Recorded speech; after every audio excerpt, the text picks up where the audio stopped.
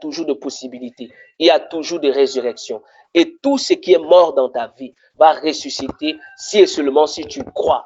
Parce que rien n'est impossible à celui qui croit. Jésus est celui qui redonne vie à ce qui est mort. La vie abondante, c'est-à-dire il n'y a pas de limite dans cette vie que Jésus te communique. Quand nous regardons dans le livre de 2 Corinthiens chapitre 9, je vais lire, verset 8, qu'est-ce que la parole de Dieu nous dit?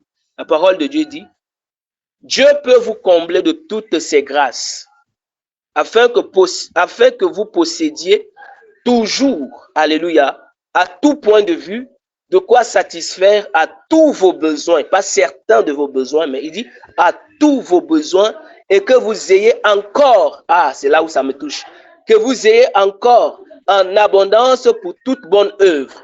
Alors, je crois que tout enfant de Dieu qui est véritablement enfant de Dieu ne recherche pas la bénédiction pour lui-même. Parce que la bénédiction dont tu as besoin, tu n'en as pas besoin pour toi parce que, bien aimé, nous sommes déjà bénis. Mais cette bénédiction qui coule sur toi doit couler jusqu'au barbe, jusqu'à en déborder. C'est comme je donnais l'exemple de lorsque nous venons dans la présence de Dieu, dans Somme 133, la Bible dit qu'il répand sa bénédiction et elle coule sur la tête jusqu'à en déborder, aux vêtements et tout. C'est pour dire que ta bénédiction, bien-aimée, doit être profitable. Tu as une source qui doit abreuver des vies au travers de toi. Dieu va bénir beaucoup de gens. Et pour que beaucoup de gens puissent être reconfortés, puissent être restaurés, puissent recevoir la paix, la joie et tout, tu es là, tu es cet instrument que Dieu va utiliser, pas seulement pour ta famille, mais pour bénir des nations. Les nations ici, je parle des hommes. Pour bénir ton entourage, pour bénir des familles, parce que l'évangile que nous transmettons ne se résume pas seulement aux paroles que nous donnons aux gens, mais les gens ont besoin qu'on les soutienne. Et si ta bénédiction est limitée, tu ne parviendras pas certainement à faire autant. Donc, Dieu nous bénit de sorte que nous fassions également de bonnes œuvres. Et c'est ça qui doit être le désir de ton cœur en tant qu'enfant de Dieu. Lorsque tu pries et que tu demandes à Dieu de te bénir, lorsque tu demandes à Dieu de manifester la bénédiction dans ta vie, ce n'est pas seulement pour toi. Ne prie pas seulement pour dire Seigneur, ma famille et moi et tout. Et non, amen. Un vrai enfant de Dieu, c'est celui qui veut que Dieu lui accorde en abondance de sorte que autour de lui, beaucoup puissent en jouir. Alléluia. Et le texte que l'apôtre Paul a écrit ici vraiment nous interpelle. Il dit, sachez-le, celui qui sème peu, moissonnera peu, et celui qui sème abondamment, moissonnera abondamment. Qu'est-ce que toi tu sèmes pour abonder, pour recevoir? La sémence dont il est question, lui, il envoie son orientation beaucoup plus dans le sens des offrandes et que nous faisons et tout. Mais en même temps, ta prière également est une sémence. Vous savez, lorsque tu es dans la présence de Dieu et que tu passes beaucoup de temps à prier pour que Dieu intervienne dans la vie des gens, le résultat également sera abondant. Alors, il faut passer du temps à prier, à rechercher la face de Dieu pour le bien des autres. Et également, à poser des actions. Et au travers des actions que tu poses, Dieu va te bénir en retour, de sorte que ta bénédiction puisse en déborder les vases. On doit aspirer à une vie abondante. On ne doit pas s'accommoder ou bien se suffire à un certain niveau. Vous savez, lorsque tu es béni à un certain niveau, ne pense pas que c'est tout. Alléluia. Il y a une grâce particulière que Dieu va te donner, pas seulement pour toi, comme un homme de Dieu pouvait le dire. Les dons que Dieu nous donne, c'est pour les autres. Amen. Dieu te donne des dons, c'est pour aider les autres. C'est pour faire du bien aux autres.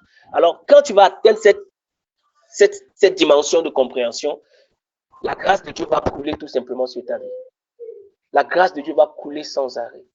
De sorte que, bien aimé, ce que tu as puisse encore suffire, pas seulement pour toi, mais pour que d'autres en jouissent. Vous savez, c'est comme l'exemple d'Élisée qui était chez cette femme. Elle avait, tout ce qu'elle avait, c'était un petit bout de pain, quelque chose qui restait comme ça. Mais il a partagé, il a donné à l'homme de Dieu. Et la Bible déclare que l'huile n'a pas cessé de couler dans sa maison. Alléluia. Je vais t'encourager aujourd'hui, bien-aimé, à faire du bien autour de toi, à faire du bien. Si tu vois autour de toi des gens qui ont des problèmes, n'hésite pas à les aider. Parce que plus tu retiens, plus tu n'obtiens pas.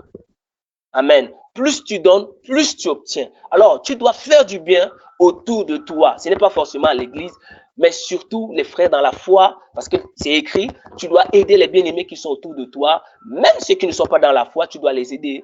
Tu dois prendre soin de gens, que ce soit de ta famille, de ton entourage. Ça active également une vie abondante de bénédictions et ça te permet également de recevoir beaucoup de choses. C'est ce que beaucoup d'enfants de Dieu négligent.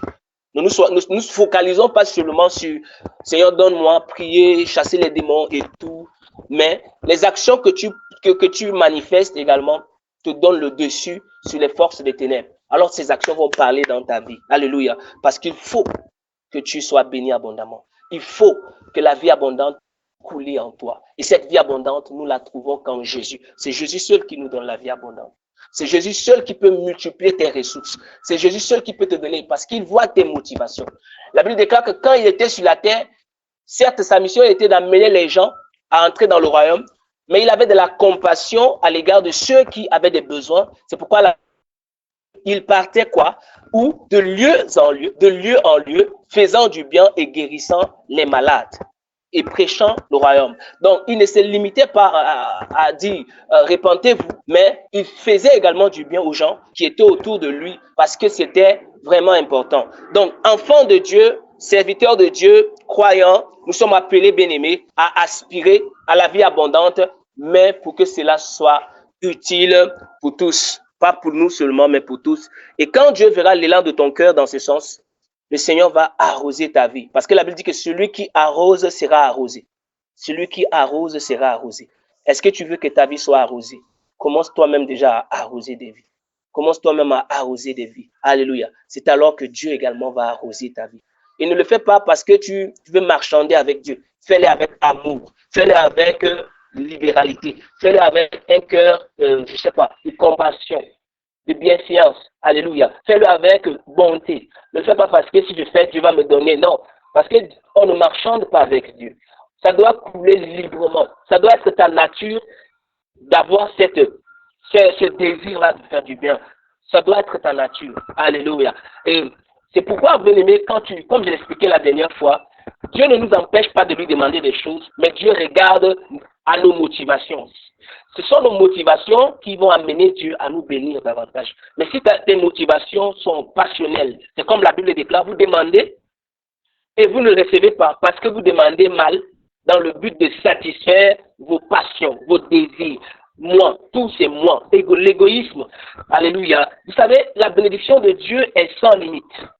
Et nous qui sommes dans le Seigneur, aujourd'hui, nous devons savoir que nous avons dépassé le niveau de la double portion. À l'époque de la loi, on parlait de la double portion parce que Élisée avait demandé, ça c'est au niveau de l'onction. Cette double onction d'Élie. Mais nous, on est dans la plénitude. Avec Jésus, nous sommes dans la plénitude. Ta bénédiction n'est pas au niveau de la double onction. Alléluia. Ta bénédiction n'est pas au niveau de triple. Non. Ta bénédiction est au niveau de la plénitude. Alléluia. C'est comme quand tu as la plénitude du Saint-Esprit. C'est de la même manière que tu dois être béni de la sorte. C'est-à-dire que tu ne dois pas avoir de limites dans ta vie. Amen. S'il y a limite, c'est Dieu lui-même qui a posé. Mais personne ne peut te poser des limites. Aucun sorcier dans ton village ne doit te limiter. Personne ne peut te limiter.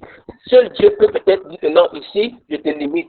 Alléluia. Mais personne. Donc, il faut avoir cette attitude-là, il faut avoir cette pensée-là de voir grand avec le Seigneur parce qu'on aspire à de grandes choses et on veut aussi que les gens qui sont autour de nous puissent s'épanouir, puissent se sentir libérés, puissent se sentir aimés, puissent se sentir bien et ressourcés également au travers de nous. Donc Dieu va élargir tes tentes.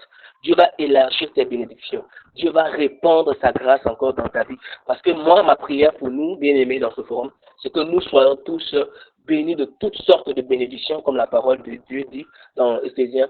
Alléluia. Cette bénédiction que nous l'avons déjà, mais qu'elle soit manifeste, que cela ne se résume pas aux mots. Oh, je suis béni de toutes sortes de bénédictions. Mais quand on regarde ta vie, c'est toi qui as tous les problèmes du monde. Non. Tu dois voir ces bénédictions se matérialiser à partir de maintenant au nom de Jésus. Et cela doit faire l'objet de ton engagement. Alors, on va poursuivre la lecture dans le livre de 1 Timothée, le chapitre 6, verset 17, où la parole de Dieu dit « Aux riches de ce monde, ordonne de ne pas être orgueilleux, de ne pas mettre leur espérance dans des richesses incertaines, mais dans le Dieu vivant. Alléluia. Qui nous donne tout avec abondance pour que nous en jouissions. Alléluia. Ordonne-leur de faire le bien, d'être riches en belles œuvres, de se montrer généreux, prêts à partager. Waouh, parole de l'Éternel. Donc, aux riches de ce monde. Vous savez, quand tu es riche dans ce monde, parfois, tu t'enorgueillis, tu te dis que tu te suffis, tu te dis que c'est bon, tu es arrivé, tu te dis que ça va et tout. Mais ce n'est pas de cette richesse dont on parle. On parle de la véritable richesse qui est celle des enfants de Dieu et la richesse qui vient de Dieu. Cette richesse-là, ça se partage. C'est une richesse qui fait du bien à son prochain. Amen. C'est une richesse, bien aimée, qui n'est pas égoïste, qui n'est pas orgueilleuse, mais c'est une richesse qui soutient. Alléluia. Ordonne-leur de faire le bien, d'être riches en belles œuvres, de se montrer généreux, prêts à partager. Ils s'assureront ainsi en guise de trésor de bonne fondation pour l'avenir, afin de saisir la vie éternelle. Donc, pour l'avenir, donc en faisant le bien ici, tu es aussi en train de préparer tu es en train de préparer également une bonne fondation pour ton avenir. Alléluia. Donc, Dieu t'encourage dans ce sens. Dans le livre de Philippiens également, je crois, la parole de Dieu nous dit dans Philippiens chapitre 4, verset 18 à 19. Je vais lire ici. Il dit, « J'ai tout reçu et je suis dans l'abondance. J'ai été comblé en recevant d'Épaphrodite, ce que vous m'avez envoyé comme un parfum de bonne odeur, un sacrifice que Dieu accepte et qui lui est agréable. Et mon Dieu pourvoira à tous vos besoins conformément à sa richesse avec gloire en Jésus-Christ. » Dieu est celui qui pourvoit à tous nos besoins. C'est-à-dire, il n'y a aucun besoin que Dieu ne peut pas pourvoir à cela. Dieu pourvoit à tous tes besoins. Alors, actuellement, je ne sais pas quel est le besoin qui monte dans ton cœur maintenant. Amen. Que ce soit un besoin spirituel ou naturel, Dieu est capable de combler cela. Dieu est capable de pourvoir à cela. Alors, tu dois seulement ouvrir ou bien tourner tes yeux vers Dieu et faire appel à lui parce que avec lui, il y a beaucoup de choses, il y a beaucoup de richesses qu'il a réservées pour toi. Nous allons lire le dernier texte pour finir. Donc, on va lire dans le livre de Proverbes, Proverbes chapitre 15. Je lis à partir du verset 6. Proverbes chapitre 15, verset 6, la Bible déclare, « Il y a de grandes richesses dans la maison du juste, alors qu'il y a du trouble dans les portes, voilà, trouble dans les profits plutôt, que le méchant réalise. Il y a de grandes richesses dans la maison du juste, alors qu'il y a du trouble dans le méchant réalise. » Alléluia. Bien-aimé, quand tu n'as pas Jésus, et quand Jésus n'est pas la source de ta bénédiction, tu peux en profiter, mais à un certain niveau, tu seras troublé. Alléluia. Il y a du trouble, il y a beaucoup de troubles dans les profits que le méchant réalise. Donc, peu importe les profits que tu peux réaliser dans la vie, peu importe tes acquis, peu importe tes avoirs, peu importe tes patrimoines, peu importe tes biens, tes richesses que tu peux acquérir dans ce monde, sans Jésus, ces biens-là ne vont te profiter en rien. Alléluia. Tu seras au contraire troublé dans ces biens. Mais la Bible déclare que il y a de grandes richesses dans la maison du juste. C'est comme la parole de Dieu nous dit également que c'est la bénédiction de l'Éternel qui enrichit et ne se fait suivre d'aucun chagrin. Nous avons tous besoin d'être bénis. Personne ici ne va dire que non, moi je n'ai pas besoin de la bénédiction. Tout le monde en a besoin. Alléluia. Parce que c'est important. Amen. Quand Dieu parlait à Abraham, Dieu lui disait également que tu seras béni, hein, et ta bénédiction sera grande et tout, et tout, et tout, et tout, pour dire que quand Dieu voulait bénir quelqu'un, il parlait toujours de la bénédiction, il parlait toujours de ça, c'est important pour nous. Alléluia. Le contraire de la malédiction, c'est la bénédiction. Quand on parle de la bénédiction, ne voyez pas seulement l'argent. La bénédiction, ça peut être au niveau de la santé, ça peut être au niveau des relations, ça peut être aussi au niveau de ta vie spirituelle même. Ta vie spirituelle même doit être bénie. Amen. Donc, la bénédiction ici, mais l'argent aussi, c'est bien. L'argent, parce que la Bible dit, l'argent répond à tout. savez, quand tu n'as pas d'argent, parfois tu es coincé et tout. L'argent répond à tout, c'est écrit dans la Bible. Donc, il faut que le Seigneur multiplie tes avoirs afin que cela puisse t'aider à évangéliser, à faire du bien autour de toi et que son royaume puisse avancer. Alors, la prière que nous allons élever ensemble maintenant pour tout le monde dans ce forum, c'est que rien ne puisse bloquer cette bénédiction. La Bible déclare que le voleur vient pour faire quoi? Voler, égorger et détruire. Nous allons prier contre toute force des ténèbres, contre tout ennemi qui se lève maintenant afin de touffer cette vie abondante ou afin de voler nos bénédictions, de voler nos richesses et nous empêcher d'être des sources de bénédiction pour les autres, d'être des instruments entre les mains de Dieu. Que ces forces-là nous libèrent au nom de Jésus afin que notre source puisse couler à flot au nom puissant et glorieux de Jésus. Tu vas prier que tout ce qui est fermé dans ta vie puisse s'ouvrir maintenant au nom de Jésus. Si l'ennemi a bouché cette source de bénédiction dans ta vie, que ce soit par le péché ou quoi que ce soit, que ce qui a bouché cela soit ôté, afin que cette bénédiction commence à couler à flot dans ta vie, une vie abondante au nom de Jésus. Ouvrons nos micros et parlons à l'Éternel notre Dieu et levons-nous contre toute force qui s'oppose à notre bénédiction. Parle encore à Dieu dans le puissant et glorieux nom de Jésus. Alléluia. Papa, je bénis d'abord ton nom parce que tu nous as bénis de ton nom. Nous nous levons maintenant au nom de Jésus. Et nous nous opposons à tout pouvoir Satan, à tout pouvoir maléfique.